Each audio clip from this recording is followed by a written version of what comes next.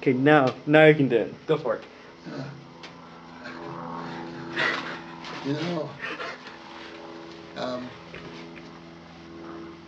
when I came to Onamia in Minnesota, um, life was very grim. It wasn't humorous at all. We were in the midst of a very deep drought. It was about, I think, 3.5 years, and we didn't get any rain at all. And it was very bad. And the corn didn't grow, the hay didn't grow, nothing grew. It was a very grim part. And I don't know, I guess that sort of colored all of our, still in all, we had fun, when my dad was always the kind of guy that when things got just so bad, he just laughed at it all, and we made castles out of ice and snow, and he'd put stovepipes up there like cannon, and he'd build a fort, you know, and then we would take pictures in the middle of these snowstorms, and but that's the way my dad, he had the sense of humor. But uh, Do you have any funny moments, like during the war, or anything kind of out of the ordinary, strange that happened? well, no, I really can't say that. Uh, I really can't say that, Carl, because uh, the war was forced on us, and there was nothing that was humorous or enjoyable or anything. We were so far behind. Germany and Japan had prepared for this war, and we were simply asleep in the haystack. We didn't know what was coming off, and when we finally did realize that we were up against it. It was going to be pretty tough, and it was tough. Um, I was I was so astounded at how poorly uh, our our equipment and such was, and we enjoyed having people from Arkansas and Missouri. They came they came north to uh, for the summer, but they were they were CCC camp people. They had been in CCC camp, and they got, you know, you didn't get much. There was no jobs to be. It's hard to believe, Carl, that we were so we were so poor in those days. Nobody had any money. Nobody had any money. There was no prosperity, and so uh, we we we, uh, we enjoyed seeing people from other states coming to our country, and they have maneuvers, and but it was all pretty grim stuff, and they were trying to set us up with expertise in landings, on strange harbors and on strange lands, but it was all pretty darn grim. Uh, we, uh, we got $50 a month.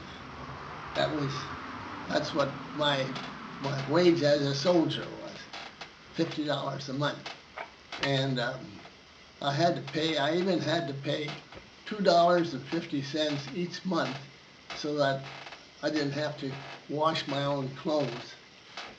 I, they charged me $2.40 a month for washing my clothes, but at least I didn't have to wash my clothes. I wasn't interested in doing that at all.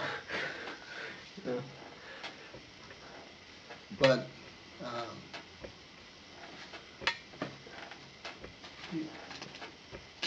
you know, um, if there's anything that, I haven't really thought about anything at all in preparation for this, but still in all, uh, You want to go to the next question?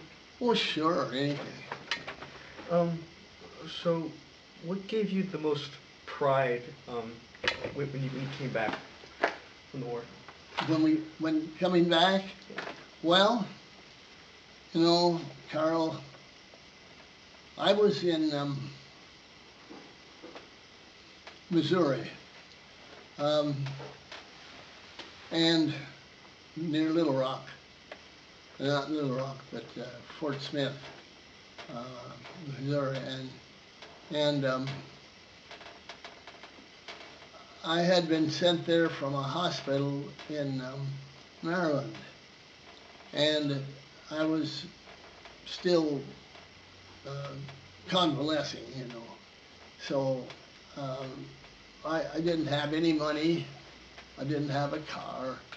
I had very little to show for anything, but I got to thinking. In fact, I remember I wanted to go to for lack of something else, I wanted to go take in a softball game. So I did that, and I was in the bleachers. They were having this softball game, and all of a sudden, my brain had a brainstorm. I said, what am I going to do with my life?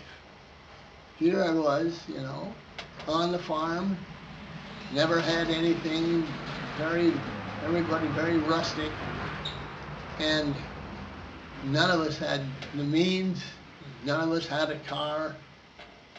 My folks never had a car, but when I was sitting in that bleacher watching that game, all of a sudden something went through my head. And, what am I going to do with my life? What am I going to do? And so I went to the library and started perusing books on what do people do, what kind of,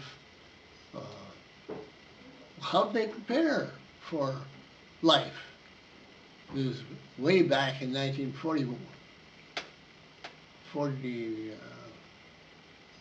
43, that's right.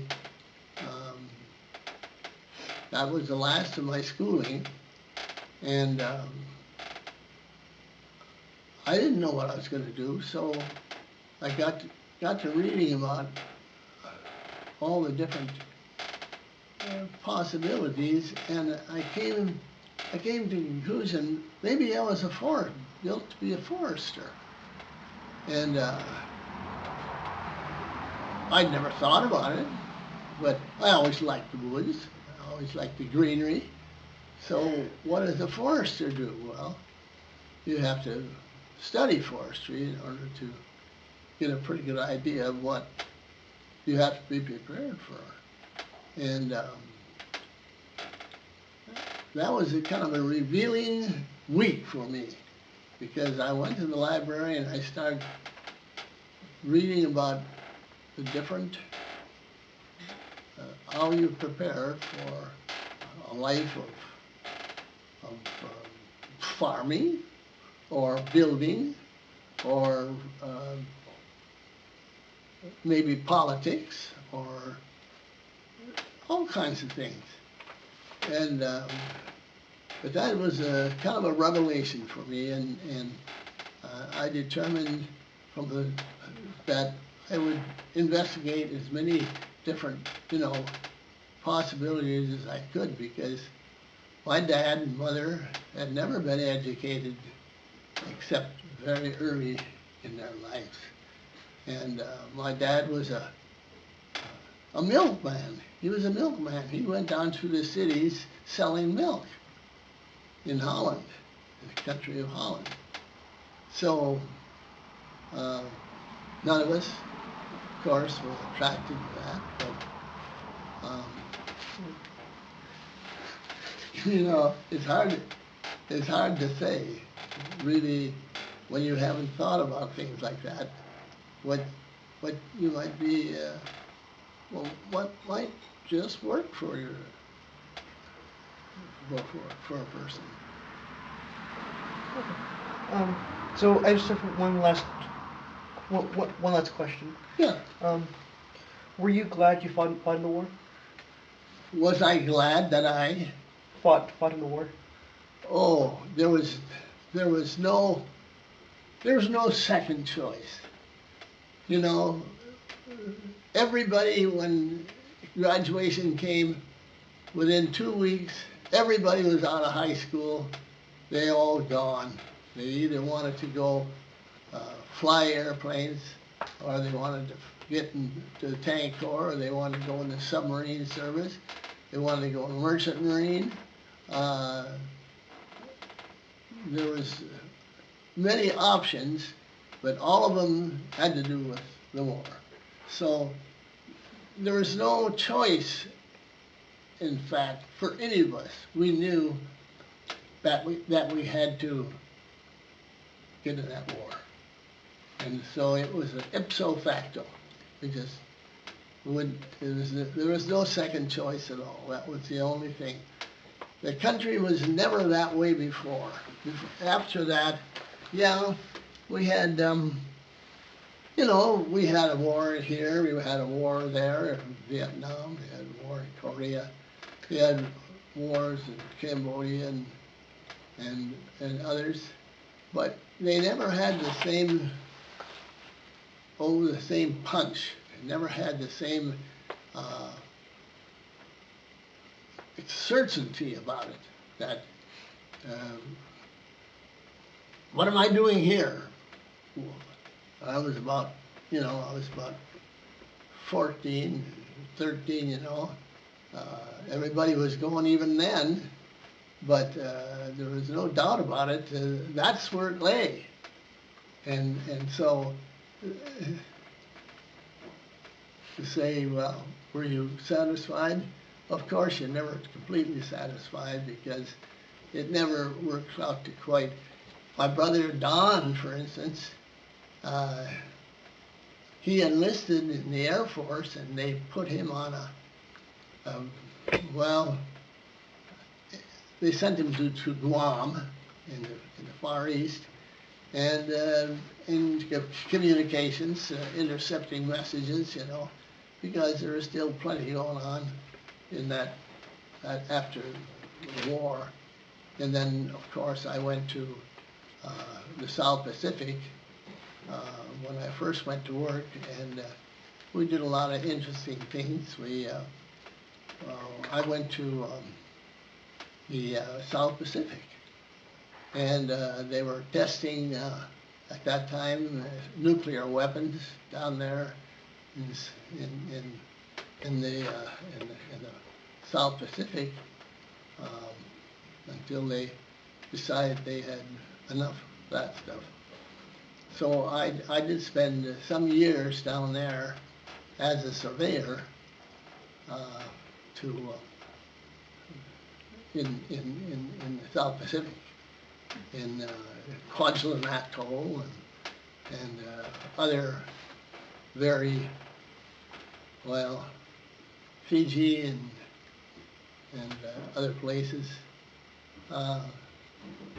We went out in boats, and we put on preparations for communications, telescopic equipment, radio telescopes, many of those things that had to be. We were in what they called a Nike Zeus anti-missile missile. We were trying to figure out how they could make missiles that would hunt down missiles in the South Pacific and destroy them, which, as far as I know, was never feasible. It was finally just scuttled, because there's no way that in density, you can't get them all. You can't get hardly any of them, in fact. It's a very hard a very hard task to snoop out missiles, catch up with them, and destroy them. It was just simply beyond. So, but World War II, that was a very, very,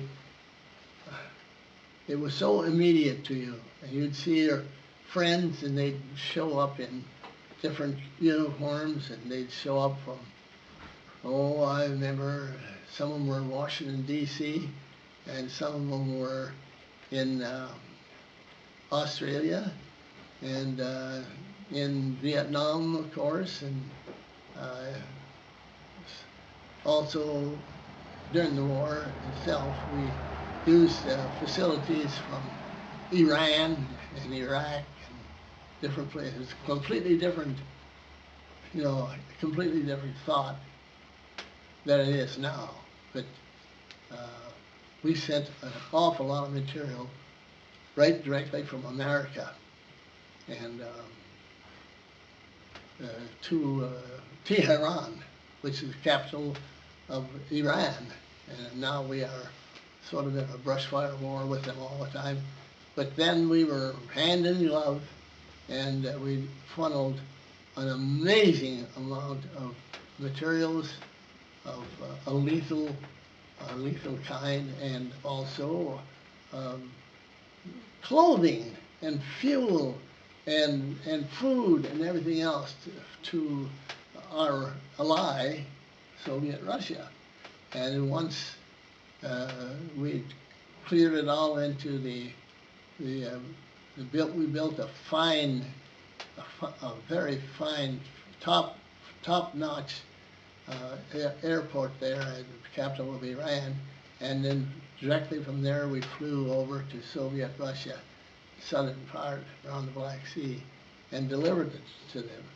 So that was a roundabout way of doing it, but that's what we occupied our time with.